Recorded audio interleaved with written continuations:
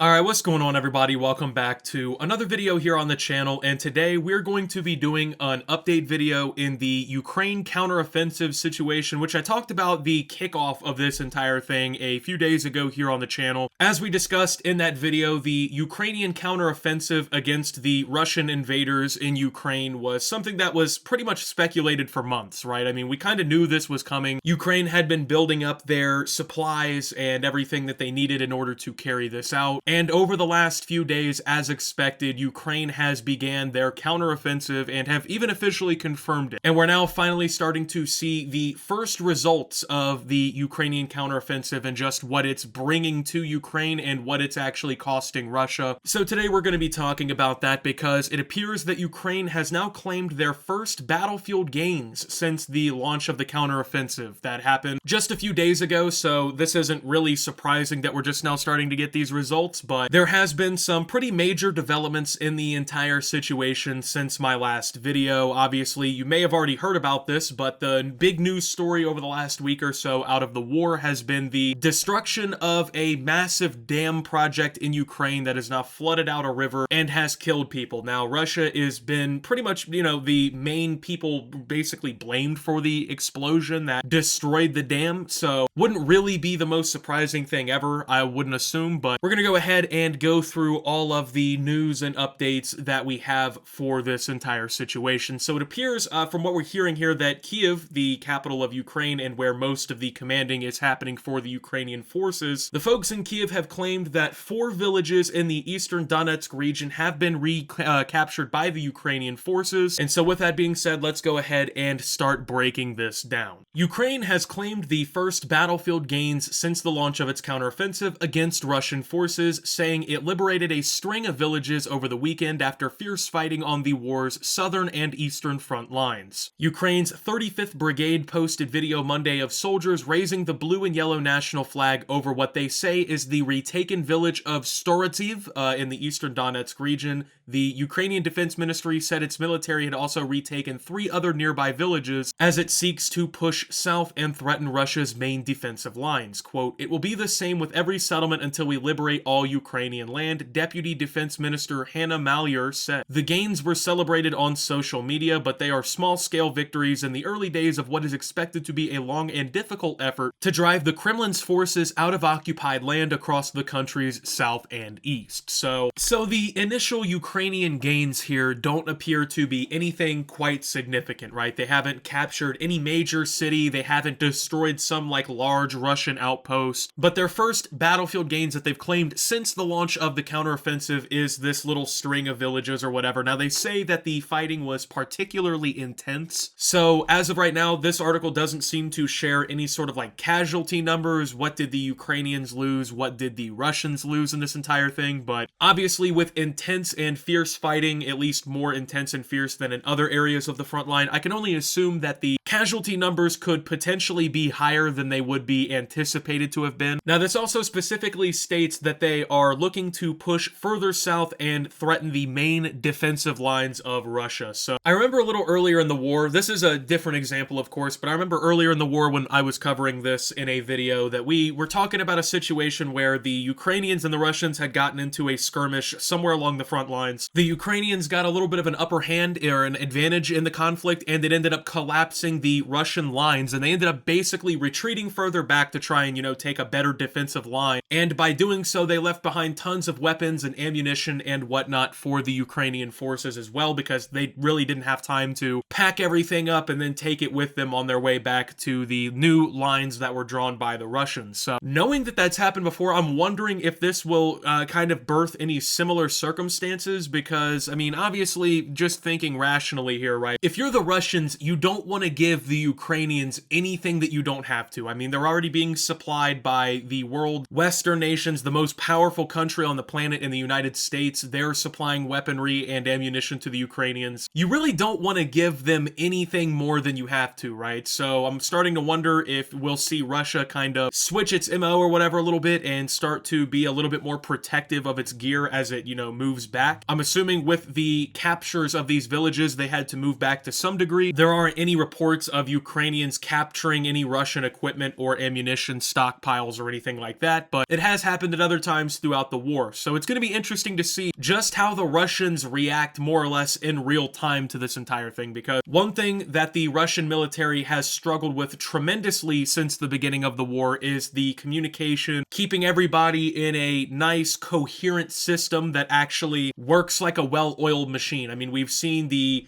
corruption, realistically, that the Russian military suffers from be a huge problem in this. We have commanders that are being disobeyed by the people underneath them, their subordinates. We have units that have, basically just surrendered to Ukrainians. There's been a lot of different situations that insinuate that the Russian war morale is just not high. And the truth is, you need to have high morale in your troops to keep them willing to fight, especially in an offensive war. Now, obviously, we're talking about Ukraine on the counteroffensive now, so you could say that Russian fighters are the defenders here, but obviously they're in captured Ukrainian territory, right? So the Ukrainians are going to know the territory better. There's going to be some inherent advantages on both sides, realistically, when it comes to the conflict here. But if Russia doesn't want to constantly be stepped back along their lines by the Ukrainians, they're going to have to fix that morale situation, and they're going to have to fix that commanding situation. So, quote, appropriate counteroffensive and defensive actions are taking place in Ukraine. I will not say in detail at what stage they are, President Volodymyr Zelensky said during a weekend news conference in Kiev, his first public announcement or acknowledgement of the campaign. Ukrainian officials have asked for operational silence to avoid compromising their battlefield efforts, but in recent days reported their first successes. Russian officials have not confirmed the losses, but the country's increasingly influential military bloggers acknowledged the initial setbacks, beginning with the village of Blahodotny, I believe is how you pronounce it. I'm sorry, obviously I don't live in Ukraine, so kind of hard to nail some of these small village pronunciations sometimes, but Valery Shershin, a Ukrainian military spokesman, said that the Russian forces were entrenched in the village club there and were driven out only after house-to-house combat. Quote, after the fighting ended, people came out of their basements and greeted their liberators. It was a very poignant moment that inspires and creates motivation to move forward, he said in a statement. So, from the sound of that, it doesn't sound like the Russians are just tucking tail and moving back trying to find new defensive positions, just giving the Ukrainians land. Usually when you hear about house-to-house combat, you're talking about combat that's happening within a matter of meters from one another. You know, they're not firing at each other from 60 to 70 meters away. These are neighborhoods that they're fighting house-to-house in, you know. Every single, movement forward for the Ukrainians means they have to clear and capture an entire house and yard or whatever, right? Where Russians are holding themselves up and are fighting back at close quarters. I mean, the Russians are not just giving this territory back to the Ukrainians. They're not just handing it back. They are fighting for it. From the reports we're hearing, they are at least trying to defend their gains and at least follow orders up to that degree. Now, the Ukrainians are reporting some early successes, but, you know, as somebody who's been pretty pro-Ukraine in the conflict so far, I'm not ready to get too excited yet. I'm not ready to get too hyped up over this entire thing yet, because war is a very fluid situation, and at any given time, situations can change. I mean, this is an ever-changing situation. This is based on information that is, at this point, I mean, if we're being real here, this is hours old. I mean, what's happening on the battlefield right now is not being reported yet, so we'll have to wait for that information. So we do have some more information, especially about the introduction of NATO weapons into the front lines of this conflict. So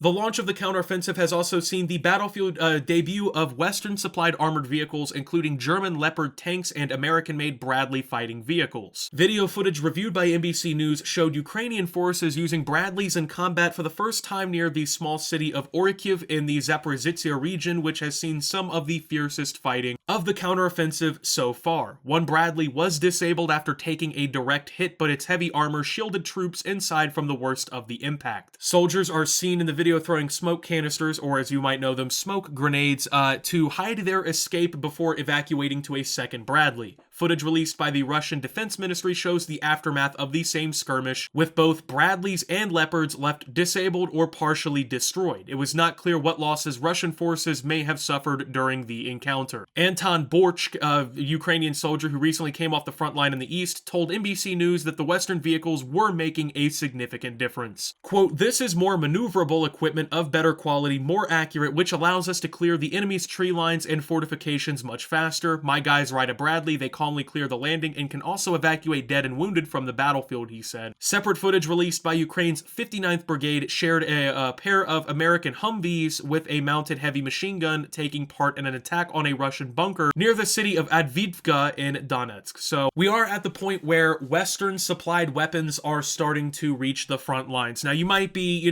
getting either really, really angry or really excited hearing this, depending on what side you're kind of on in the war. I know a lot of like pro-Russia people be like, oh, American Bradleys are getting hit, LOL, those NATO weapons not working as well as they should have. What happened to your Leopards? But this is part of war. I mean, it's not like the American and German and whatever equipment was going to go into Ukraine and like none of these tanks were going to be destroyed. None of our armored vehicles or anything were going to be destroyed. I mean, this is war. The Russian military, they're not performing up to the standards that they were supposed to be performing, but I mean, they're not complete fucking cavemen. They can't operate their weapons. They will take out some of our equipment. They will kill some Ukrainians. They may even actually push the lines back and recapture places at certain points. But in order for us to really know the full extent of just how this counteroffensive is going, we're going to have to wait a little while. It'll probably be a few weeks before we really start to see the operational picture of the front lines really open up. We'll really have enough sample size of, fighting and conflict to really determine who's doing what in this entire counteroffensive here. But as it stands, the takeaways that I'm seeing here, Ukraine has made some small but noticeable gains in their counteroffensive. The NATO weapons have been introduced to the front lines. Russia is not backing down as quickly or as easily as many would hope and anticipate, and realistically, this is going to be a very gory and bloody counteroffensive, very much most likely. So with that being said, thank you guys for watching though. If you did enjoy, make sure to leave a like, subscribe if you're brand new around here on the channel. Follow me over on Twitter and Twitch at @SubTheOptimus. Make sure to check out Shoptimus down below. Thank you to my Watch Optimus subscribers. Your support helps the channel tremendously. And until my next video, guys, this is Optimus, while talking about the Ukrainian counteroffensive and signing out.